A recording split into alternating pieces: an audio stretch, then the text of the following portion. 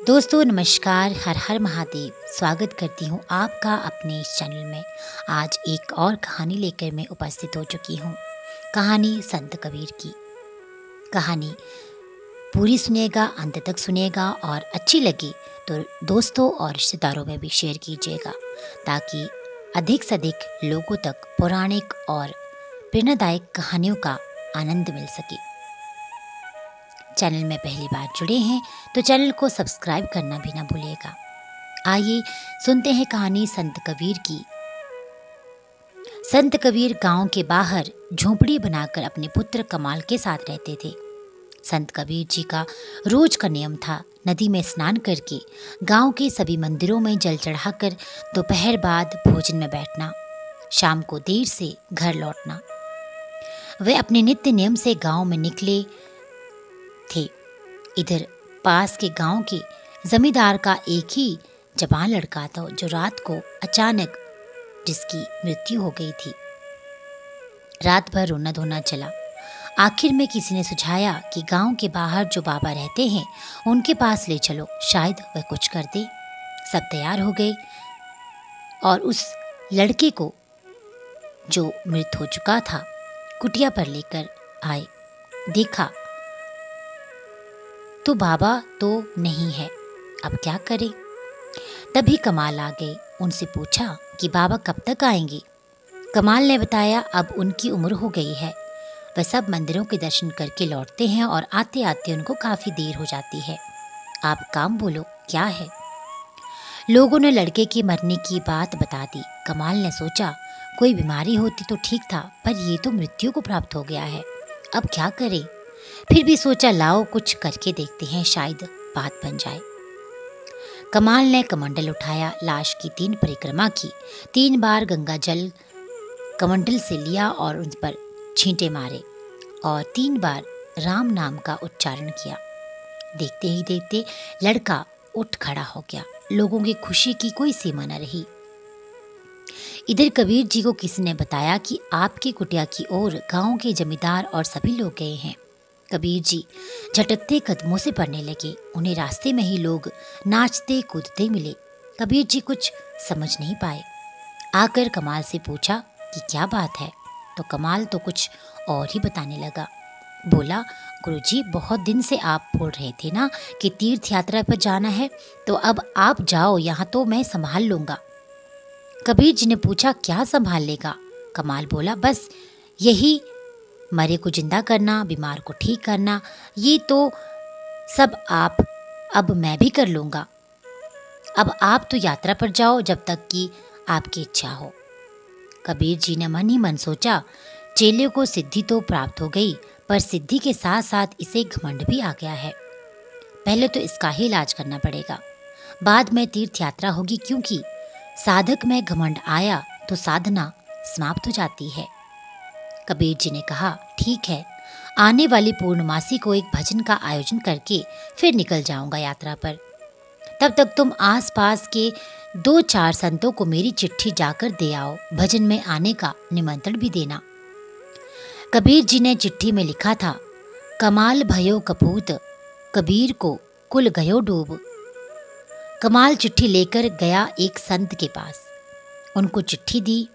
चिट्ठी पढ़ के वे समझ गए। उन्होंने कमाल का मन टटोला और पूछा कि अचानक ये भजन के आयोजन का विचार कैसे हुआ।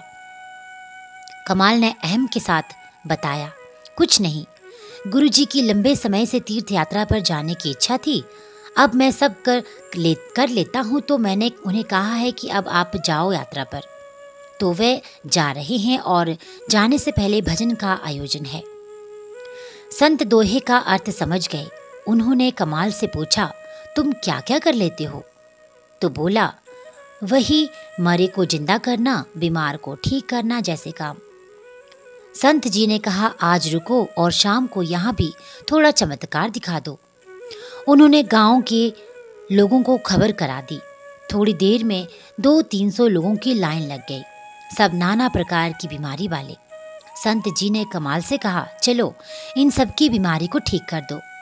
कमाल तो देख के चौंक गया, अरे इतने सारे लोग हैं, इतने लोगों को कैसे ठीक करूं, ये मेरे बस का नहीं है। संत जी ने कहा कोई बात नहीं, अब ये आए हैं तो निराश लौटाना ठीक नहीं, तुम बैठो।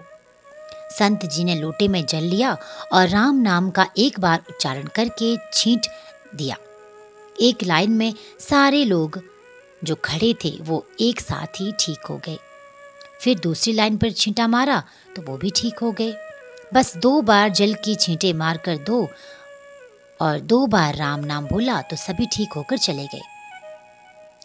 संत जी ने कहा, अच्छी बात है कमाल, हम भजन में आएंगे। पास के गांव में एक सूरदास जी रहते हैं, उनको भी जाकर बुला लाओ, फिर सभी इकट्ठे होकर भजन में चलते हैं।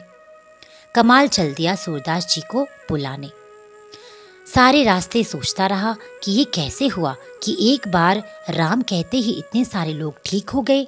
मैंने तो 3 बार प्रदक्षिणा की, 3 बार गंगा जल छिड़कर 3 बार राम नाम लिया, तब बात बनी।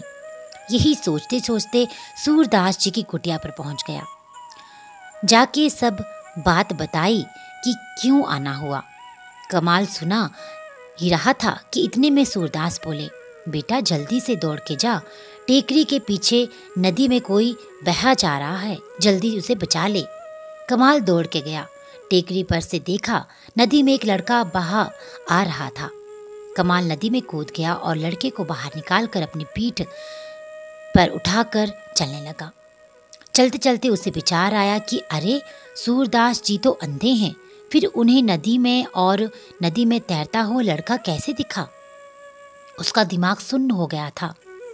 लड़के को भूमि पर रखा तो देखा कि लड़का मर चुका था। सूरदास ने जल का छींटा मारा और बोला, रा। तब तक लड़का उठ के चल दिया।